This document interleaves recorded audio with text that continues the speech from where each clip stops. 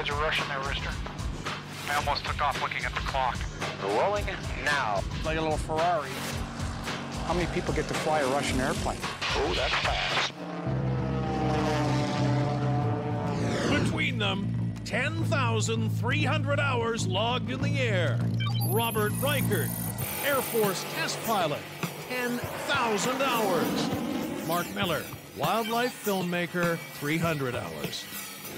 Two men, two very different worlds, one love. It's time to kick the tires, light the fires, and get this puppy in the air. They are the Airdogs.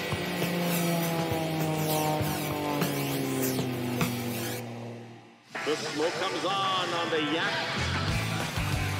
Yak 18T is rolling now.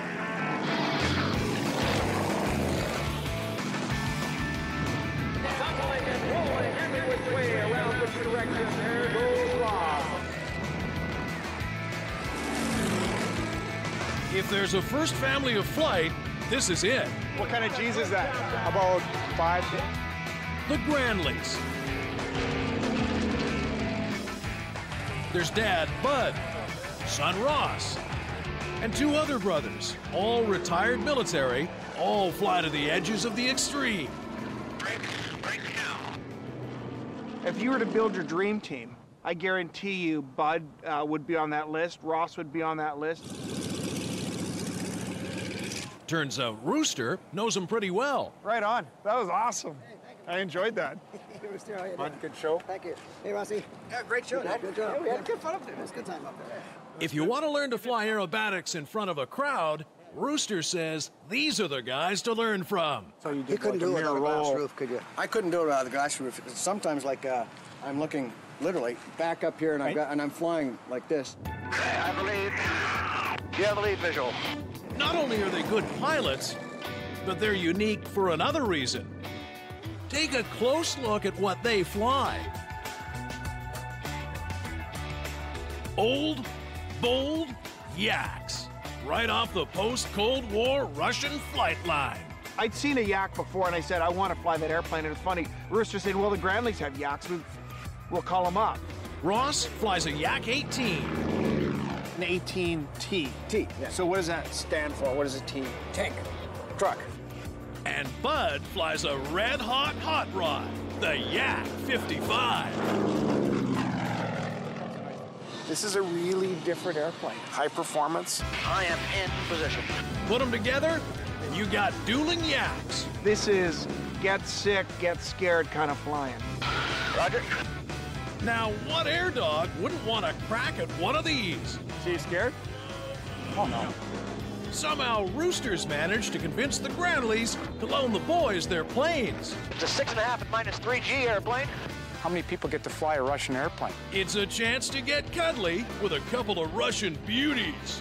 It's a bit of an exclusive club. Not very many people will be able to look in their logbook at the end of their flying career and say, yeah, I flew a Yak. Well, you know what? Flying a Russian airplane, this is an airplane that evolved after World War II in a completely different way and in complete isolation from the way we evolved airplanes in the West. So, I mean, this is a real privilege.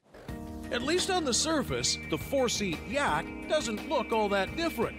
But looks can be deceiving. Might as well be Greek, huh? The plan over the next 3 days is pretty simple.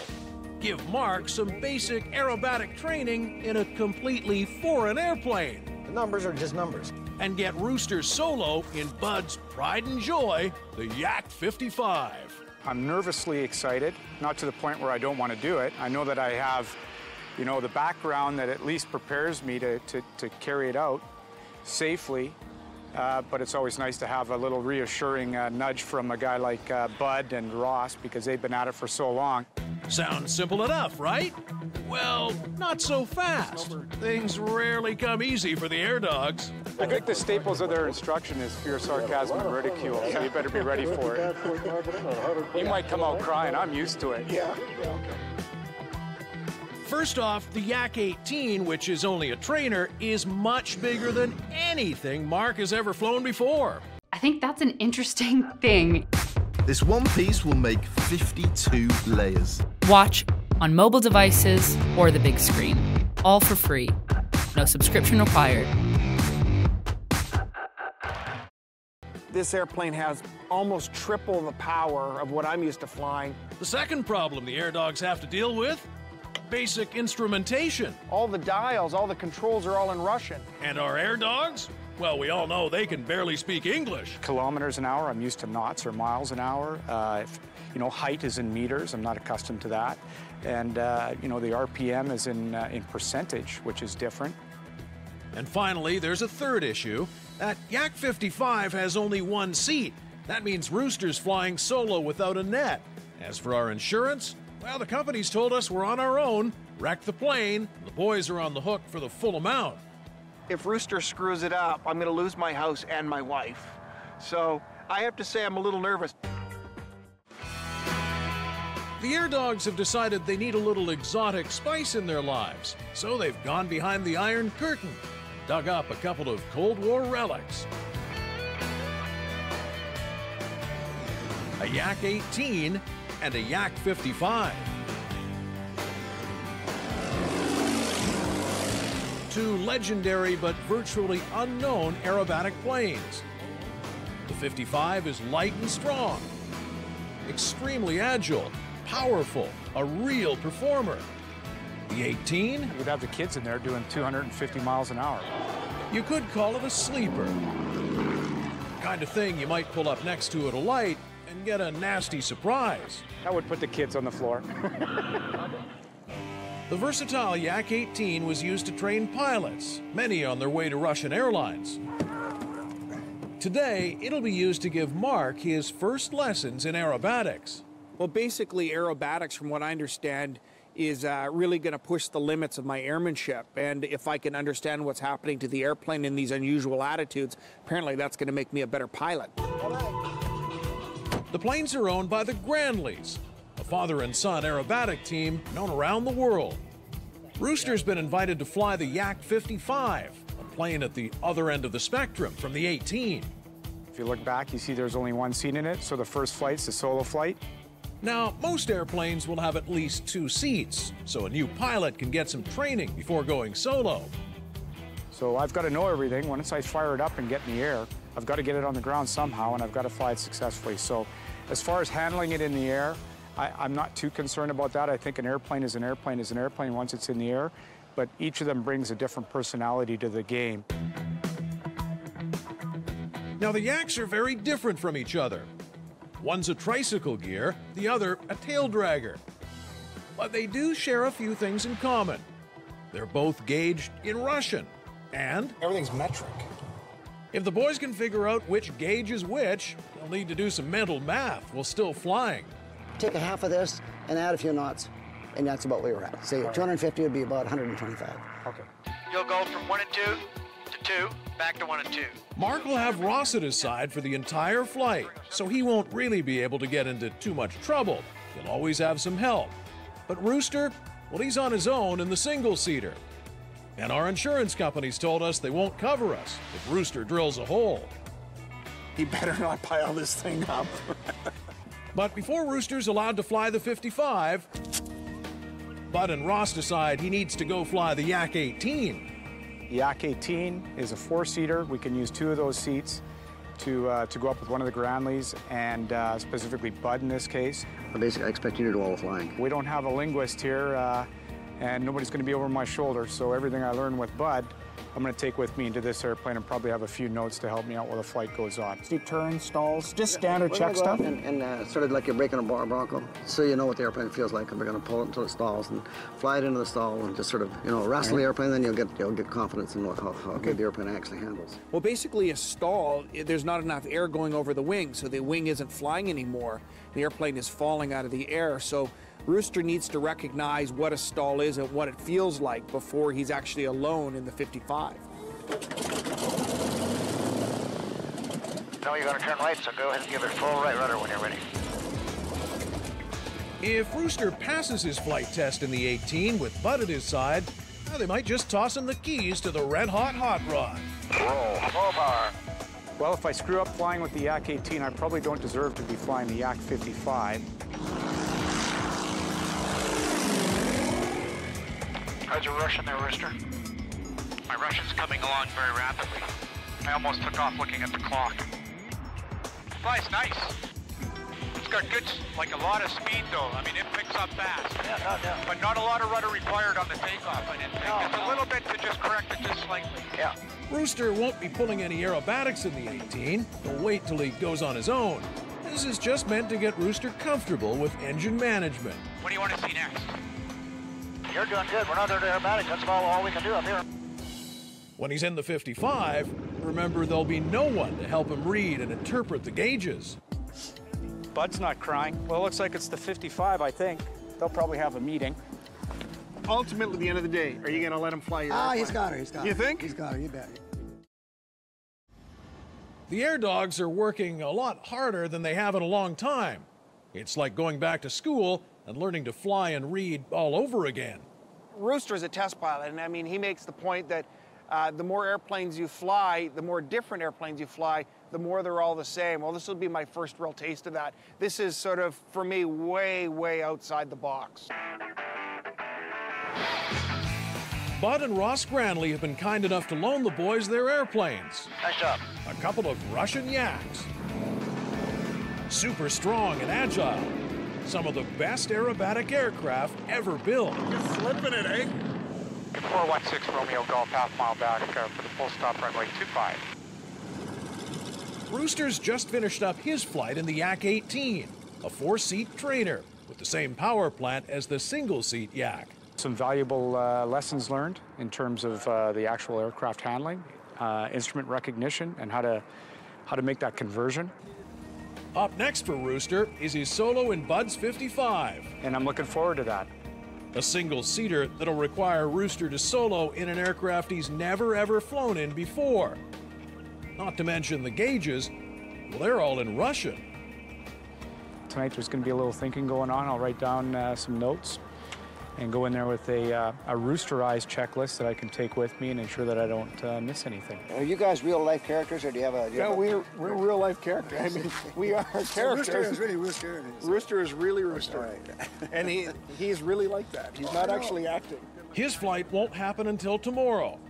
Today's plan is to get Mark flying. Wrinkly guys on the outside. Okay, let's go flying. I'm tired of taking pictures.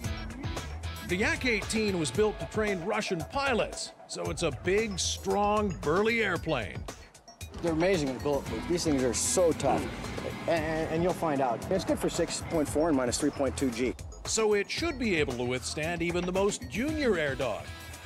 I love this airplane because it has some really difficult characteristics that are challenging for me. If you aggravate the stall, like in a heavy maneuvering down low environment, it can get itself into a really ugly place where you can't get out of. So you got to be really careful when you're maneuvering it. It is time. Okay? Are you going to be all right? Yeah. The good news is that Mark will have Ross by his side to bail him out if he gets into trouble. You're probably scared. I'm not scared, no. To make the flight even more interesting, Rooster and the Granleys have cooked up a plan to teach Mark some basic aerobatics in a family sedan. Sounds just crazy enough to be an Airdog's assignment. Push and spin. Turn it on. Turn it on. There you go. Excellent. And you're ready to grab the brakes here. You betcha. Okay. After more than 2 days of training, it's finally time for Mark to get a real taste of Russian aviation. When you first saw the airplane, what did you think of it? It's got so much baggage space. You can take 4 people with you, and you can do full-up aerobatics in it. I mean, it's every airplane I could ever want. Kilo traffic, Romeo Golf, on the roll. Right now he's going, this isn't a Cessna 172. There you go, good. Let's fly. Nice and easy. There you are. Okay, switch hands and put the gear up. You got to push in on the handle. Oh, you got her. Hopefully we'll see a turn here in about the next 10 or 15 minutes, otherwise you'll be in Vancouver. Now you can pull the power back to 80 squared. 2/8. Prop first when you're coming back. All right, lots going on. Lots is going on right there, isn't there? Well, I didn't know where the bloody landing gear switch was. I forgot. Before doing any fancy stuff, Mark needs to get a feel for what is a very large airplane. Slow turn to the... You're doing a good job. You're staying level, too. I'm trying. I'm sure he's having fun. So do you feel comfortable? This is great. So, get a feel for it. Get us some wing overs and start just flying around. I'm enjoying it, I'll tell you that. All right, we're going to be doing some stalls. Go right into it. and then roll it out and recover it. Okay, you have control. Okay, and what do I expect? A wing drop? It's important to understand what the airplane feels like in a stall. This is all basic check ride stuff. Pull, pull, pull, pull, pull. Yank it right into it. Opposite rudder. Okay, be careful with the rudder. If you put too much there, you'll throw it into a spin with it back there, okay? Okay. How do you feel? It feels awesome. I mean, it seems like a very intimidating aircraft. Yeah, it's got a couple extra dials than when you're used to in maybe a Cessna. They're in a different language. It doesn't matter. It's just a number. With the basics out of the way, Mark is starting to feel comfortable. And Ross is ready for that aerobatic lesson. Yeah, you want to do a loop? Let's do a loop. Here we go. Look out at your wing. Get that rate. A bit more. Keep it coming. Freeze. No, don't release. There you go. Let it fly into it. Don't release.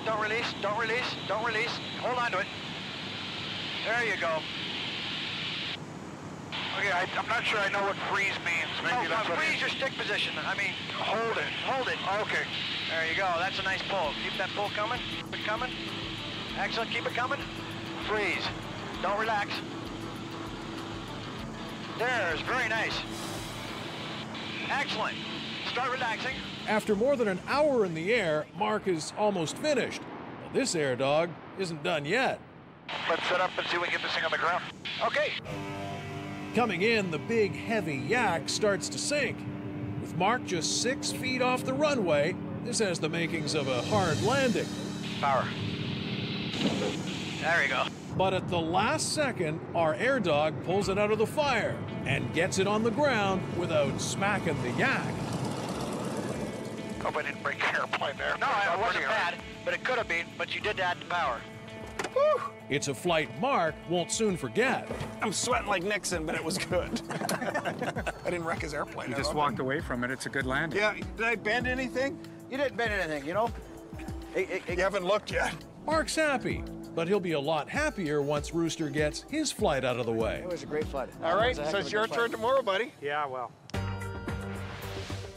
The Yak 55 is a big, burly single-seater with a take-no-prisoners attitude, and the Airdogs are on the hook if they wreck the plane. So the pressure's on. Okay, here we go. To the left. So Mark can be pretty pleased. He survived the Yak 18 and can add this exotic beauty to his logbook. A rare Russian Yak. A 4-seat, fully aerobatic, make you queasy kind of airplane.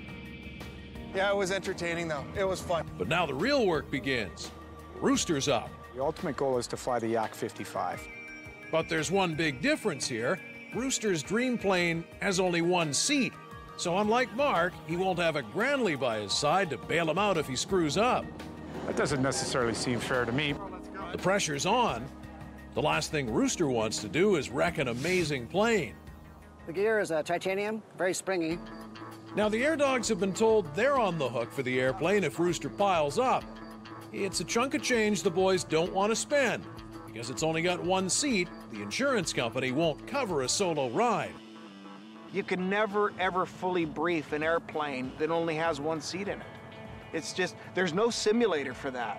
First of all, ride the horse. Okay. Yeah, get yourself into, no kidding, full stall, upright. Fly it around in the full stall. Keep that stick in your belly and control Just get it up and don't and then do it upside down. Okay. Get yourself upside down and control it. And she's going to be wanting to do all kinds of things on you. You just control it with your feet and control it there and keep them in the, and that, you're starting to explore the really dark side. All right? Enough waiting, enough talking. Good luck, buddy. It's time to get Rooster flying before Bud reconsiders. Okay, have a good trip, Rooster. Thanks, bud.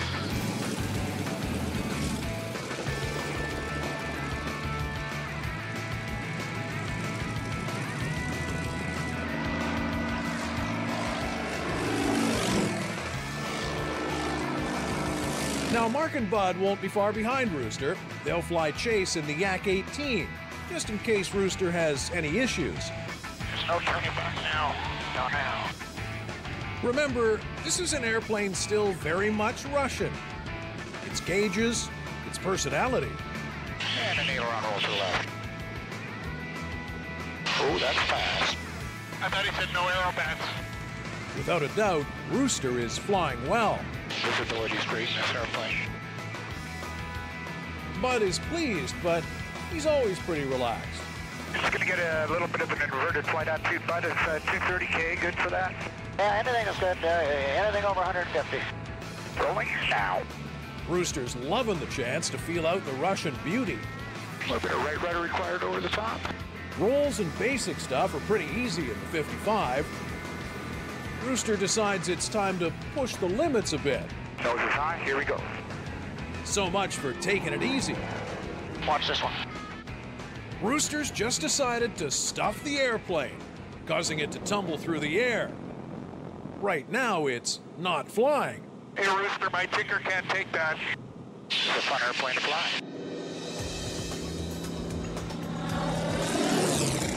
Back on the ground, Rooster is safe and sound. The Yak 55 still in one piece. Bud has his baby back. This is a hoot. But I owe you. Good. Rooster has quite a story to tell. I love it. I don't know if I'll be able to repay you. And Mark, well, he's got a little surprise. A little post-solo aviation tradition. That's not even fair. So in 3 days, the boys have traveled behind the Iron Curtain, flown with a couple of air show legends, You guys are the original Airdogs. survived a single-seat solo without breaking or replacing an airplane. I want to put another quarter in. Despite some hairy flying, no one yak in a yak. Goes in my logbook forever. So the Airdogs, well, they can finally scratch a little Russian into the old logbook. This is fun. Little hot rod. And it just falls into that turn. I said, yeah, trust us. Rooster's a test pilot. Check engine. Between them, 10,300 hours logged in the air. Robert Reichert, Air Force test pilot, 10,000 hours. Mark Miller, wildlife filmmaker, 300 hours. Two men, two very different worlds, one love. It's time to kick the tires, light the fires, and get this puppy in the air. They are the Airdogs.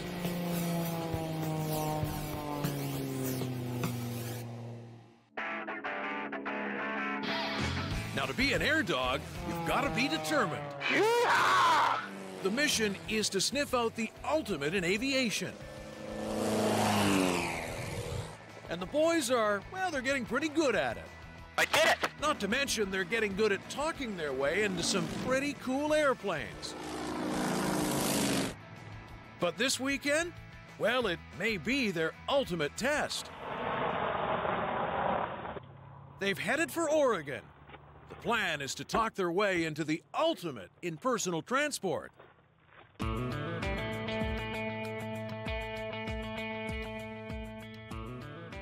In the general aviation business, the building of private aircraft is undergoing a major transformation. Aluminum airplanes, which haven't really changed a great deal in 50 years, are now getting a run for their money from a new class of composite, computer-designed beauties that are turning heads and revolutionizing flight.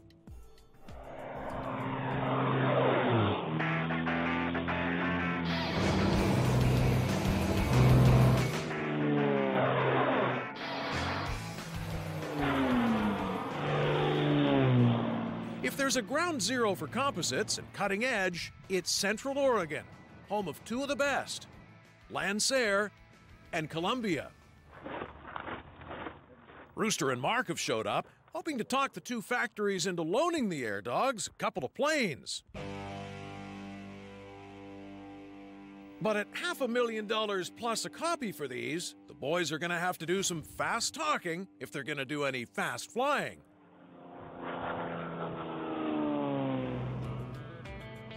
Both Columbia and Lancair make very fast airplanes.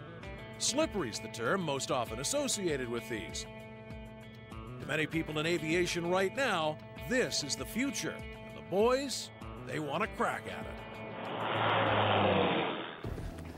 It's like a candy store. There's a few $1,000s in around here. Yeah. The Airdogs are targeting two specific aircraft today.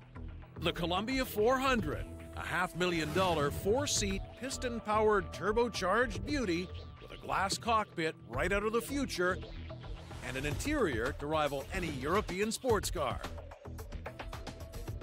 The second plane is the Lancair IV. P is for pressurized. The plane is powered by a 750 horsepower turbine engine.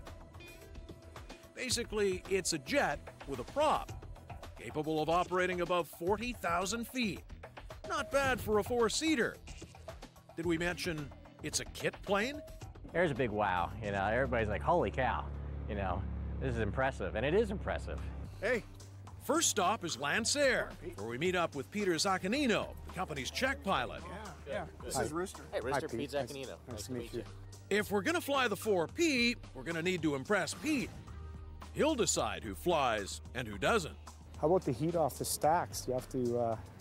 The Airdogs are reaching high on this one. If they can pull it off, these will be the most expensive planes they've flown yet. But who will fly what? When an airplane like this shows up at any airport, it's a head turner. So being able to get some experience flying this airplane, there's not that many guys out there that can say they've done it. With my kind of time, my kind of experience, is this an airplane a guy like I potentially would buy? No, I wouldn't want to see you. Break my heart.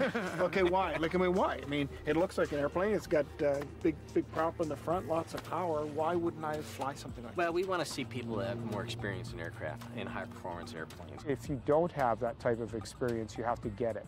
So that settles it pretty quickly. The Airdogs now have their missions. To be honest with you, originally when I came, I was hoping I was going to fly the Lancair 4P, and Rooster was going to fly the 400. Unfortunately, I'm probably just not qualified for turbine, and for that kind of high-performance airplane, it's probably just not safe. Now, Mark can't relax too much. The Columbia 400 is the fastest certified piston single in the world. It can clip along at 25,000 feet and 270 miles an hour. And it's jam-packed full of enough technology to make any Airdog pant. Is that ever beautiful? Isn't this gorgeous? Yeah. Yeah. So the Airdogs are working their magic and the angles in Central Oregon. The smell of epoxy. They've managed to work their way into the Lancair and Columbia aircraft factories. This roll of e-glass, by the time we get to the other end of this building, is your airplane. These guys are cutting edge. Building airplanes that are revolutionizing aviation. Personally, I think this is the future.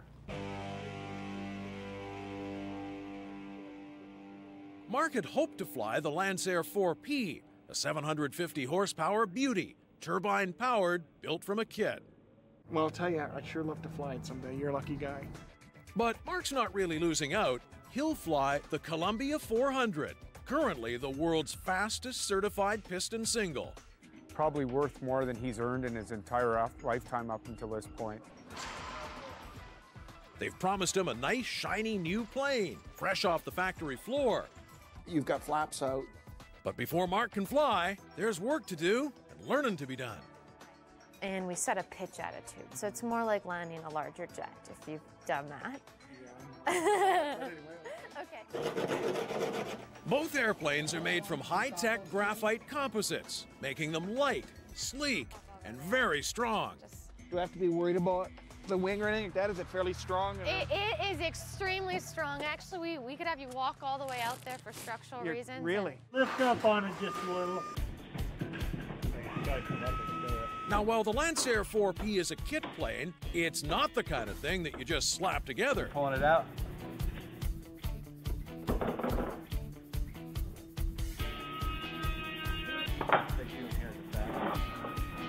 Just watch yourself on that end there. Pilots from around the world come to Oregon to put their airplanes together at the Lancair factory under the supervision of experts. Oh, thank you, gentlemen. On average, in their spare time, are building them in less than 2 years. But can these guys teach the Airdogs how to build an airplane? Okay, we ready to get our hands dirty? So let's go over some basics of materials first. It's milled cotton fibers. So, I mean, it's cotton. The most important thing you have to learn in building a composite airplane, how to sand.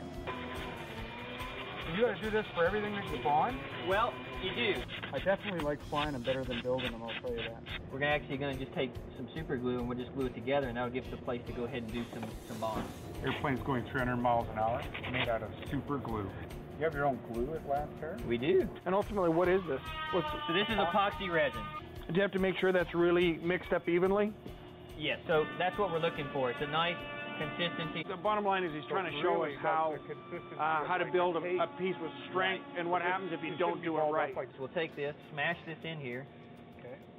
And so we're going to actually lay on a bias a 45-degree piece of glass in here. Okay. And we'll get it stippled in. And that will basically be a structural part. And so what we'll do is we'll lay this in place. Okay, so now it's starting to get some strength. Now it's strength. When this dries, this thing is really strong. And how many layers will you put on the airplane? Oh, in some areas, 1, 2 bits, sometimes 3, 4, sometimes 14. It just depends structurally what it requires. There are half a dozen planes on the floor today, all at varying degrees of completion. They're all built from the same materials the Airdogs were just playing with, the building blocks of composite aviation. You know how to drill holes, and you know how to mix resin and sand. I can tell you, over half the work you do is sanding. Then you can build one of these aircraft.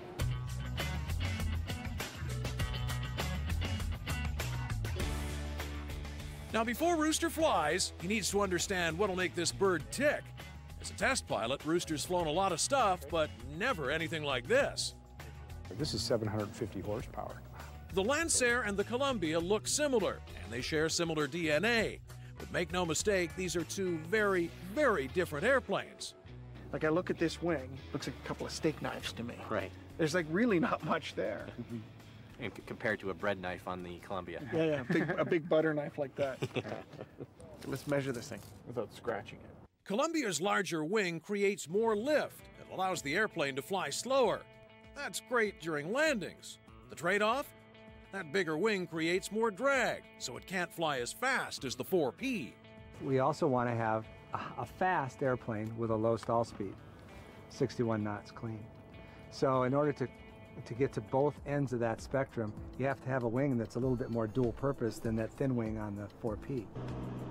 The Lancair approaches for landing at over 100 knots, almost twice the speed of the Columbia. It's a big part of the reason this is not a plane for the inexperienced. Our aircraft are known for all-out performance, and that's what we go for. And so we trade for a higher stall speed because we can have it because we're an experimental aircraft. When you get into the actual details of the machine, you see how much time was spent on making sure that this airplane made one thing happen, and that was to go fast.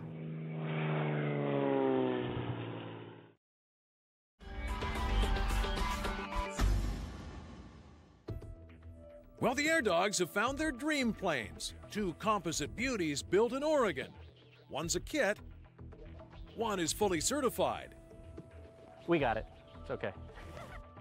Columbia's composite airplane is the 400, and it's embraced every safety option available, inside and out, full of whiz-bang technology to keep Mark flying safe. Just the fact that he's going to be pushing buttons while operating a high-end, very expensive machine while airborne, has some risk attached to it. This airplane being high performance, a lot of people are not used to, you know. Emily Waters has agreed to teach our junior Airdog. She's an experienced, patient teacher. And you can control your airspeed a lot better with the speed brakes as opposed to the power this way, and then you don't start to descend down, you just slow down. But if you turn it on like that, one way... Before anyone takes a Columbia home from the factory, they spend a week at flight school. Emily's enrolled Mark in the program, the first step in getting the keys to the 400. Say you start the panels up. How long have you got before that battery runs down? After a few days in class, it's out to the airplanes to start playing with buttons. Okay, so hit the flight plan soft key. What makes Columbia special is its glass cockpit. It's just like a computer game. Nothing's been spared here. This is our integrated autopilot. Many of the tools in this cockpit are right out of commercial aviation. Traffic alerts to tell a pilot where other aircraft are. So right here are your cells, just around the Portland area. You can see sophisticated weather is downloaded every 6 minutes. There's so much more available for you here, so it is making flying a lot safer. But all that information comes with a warning for new pilots. They lose their private pilot skills of just looking out and flying. What aviator wouldn't be enamored by all this magic? The challenge will be to sift out what is and what isn't important. Like, I'm interested to see how lost I get in the panel. Just across the ramp from Mark, Rooster's getting his pre-flight brief.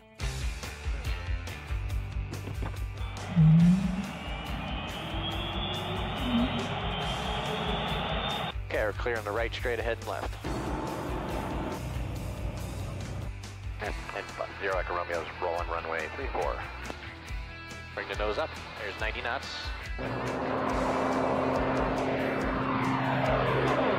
And flaps up over here. And we'll just turn right 90 degrees. Oh man, it just falls into that turn. Rooster's loving the plane. It's right up his alley. Does handle well though. Yeah. It's just that whole learning curve that's involved with the whole setup. Its small wings require higher air speeds to stay aloft, much like a jet. This feels everything, you know? Oh yeah. Little hot rod. Okay, now we're below 150. Let's go put the gear down. Okay, speed's below 150, gears down. Now, the most dangerous part of flight in a high-performance airplane has to be landing. Check gear. Yeah. Is this decent? This is good. This is a good profile for this airplane. Idle power, all the way back. Fly it down just like you're doing, real nice. Now, we shouldn't be surprised that Rooster nails his first landing. Singing up runway. Flying the numbers is what he's paid to do.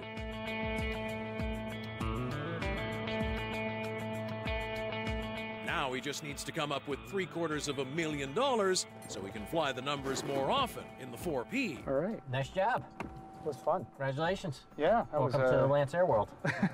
Well, I'll tell you what, that was an eye-opener. This airplane was work in terms of the handling characteristics. I really did get into the airplane not expecting it to be as hard to fly as it was. It flies nice.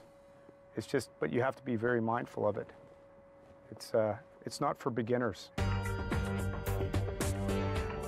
Yeah, that was awesome, man. So Rooster's done, and Mark is up next. When the instructor's pulse goes up, not a good thing. He's crammed all he can into his tiny Airdog brain. So that pretty much completes our pre-flight. It's time to light the fires and kick the tires in a nice brand new airplane. Traffic, Columbia LM base 34. 10 traffic. While we're turning here, bring your power down to 85%. The Airdogs are halfway through their weekend mission. Rooster's flight went well. The Lancair 4P, a 750 horsepower turbine-powered single, climbs like a scalded ape. Should be getting somewhere around 2,000 feet per minute, give or take. Rooster loved getting the kit plane wound up. I can't believe guys are building these in their garages. And those higher approach speeds that make it more like a jet, right up Rooster's alley. Not for Miller. At least not this week. I'm checked You're out. checked out. Mark is about to fly the 4P's cousin, a fully certified beauty called the Columbia 400. This is high pressure, guys. But first, Mark has to get the airplane out of the hangar. Takes too long. That is proving to be a challenge. Okay, slow down. Let's back it up, and then we'll bring it forward again. Woo! When the instructor's pulse goes up, not a good thing. The good news for Mark is this airplane is designed for lower-hour pilots, pretty much built for guys like him. Alrighty. It's full of whiz-bang technology that should make flying safer. After engine start. Emily has made the point several times that Mark still needs to remember to fly the airplane. The computers just provide information. The pilot still needs to do the work. Aviate first. Most importantly, continue to maintain positive control of the aircraft and fly the airplane. There we go, we're rolling. Okay, and more power. And then all the way in with the power. Okay, here we go, and adding some right rudder. I can feel it already. Good. And we're rotating. And pitch up for about 5 degrees. Very, very nice. And you're gonna buzz the camera crew. And as we approach 3,800 feet, we're gonna go ahead and take our flaps and bring our flaps to the up position. And a little bit more right rudder is needed. It is. Right rudder and a left-hand turn that's climbing. Okay. As an instructor, I have to talk very fast. Good traffic, Columbia 31 Papa, base 16 bend. The Columbia 400 is a stable airplane, easy to fly. This is also the first side-stick controlled airplane Mark has ever flown. Looks different, but flies pretty much like any other airplane. Definitely not ceilings at 1,000. Where did that come from? Unfortunately today, the weather isn't cooperating. Okay, so keep it nice and tight close to the airport. Mark won't get up anywhere near the airplane's 25,000-foot ceiling. Now stand the pattern for some landings. Okay. It's the safe thing to do, but it's also going to challenge Mark. I was landing 3 minutes after I took control of the airplane for the first time in my life. Go ahead and start our turn towards base. We'll keep it nice and tight. Okay, just watch my speeds here. Anyone can get the airplane off the ground. The challenge is getting it back to the ground. The Columbia 400 has a much bigger wing than the 4P. It allows the airplane to fly safely at lower approach speeds. Okay, you're looking for about 85 knots. But the Columbia 400 is still very fast when it's in its cruise speed. I'm going to take our power and just back it off right here. So the airplane's been built with speed brakes that pop out of the wing and help slow the airplane just before landing. Backup pump 2 off. Good. Speed brakes, go ahead and come up. Speed brakes coming up. And Okay. we're going to get ourselves slowed down to below 127 where we can put takeoff flaps in. Sorry, I'm a little bit squirrely here. That's okay. We got lots of time to Lots get going stabilized. on here. Lots going on. Traffic, 12 o'clock. Tiny, tiny bit of right rudder and bring the airplane a little bit closer to the runway. Just a little bit closer. Give it a... Yeah, this is it. Beautiful job. A little bit more right rudder. Okay. And let's make this a touch and go. I've got your flaps. Okay. Power's coming on. Yep. Those speed brakes work great, even on takeoff. So go ahead and look out on your wings. You've got some gremlins that are sitting out there. Yeah, I do. So you tricked me. I did trick you. Okay, can I put those in? You can put those down right now. On that very first landing, I landed with the air brakes on, and then I took off with the air brakes on. And you would think, wow, that's got to be kind of dangerous. Turns out that the airplane has so much power, it didn't matter. I had those little gremlins sitting on the wing. Each landing and takeoff, Mark gets more and more comfortable with the 400. It didn't turn out to be quite as difficult as I expected. Okay, good. But Mark is having one problem with landing. And a little bit more to the right. She was harping on me in there and said, go right, go right. Okay, this time I'm challenging you to land on the right side of the runway. Okay. I didn't think I was that far left of the center line. We were on the left side of the runway each and every single time. Mark tries several more times, but he just can't seem to break that landing left habit. I don't know why I do it, but I do. I land left of the center line all the time. It's something he needs to work on. The only thing I'd say for next time is to work on those center line landings. Because there are fields that you'll go into that are only 50 feet wide. Along downwind, we're turning base now for 16 full stop. For now, he's just happy to have flown the most advanced four-seater around.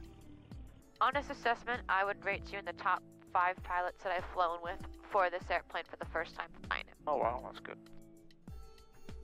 Now, if only the Airdogs can just come up with some extra cash from the boss to get one of these for their own personal weekend use. I'll have my people talk to your people. Do that. Do that.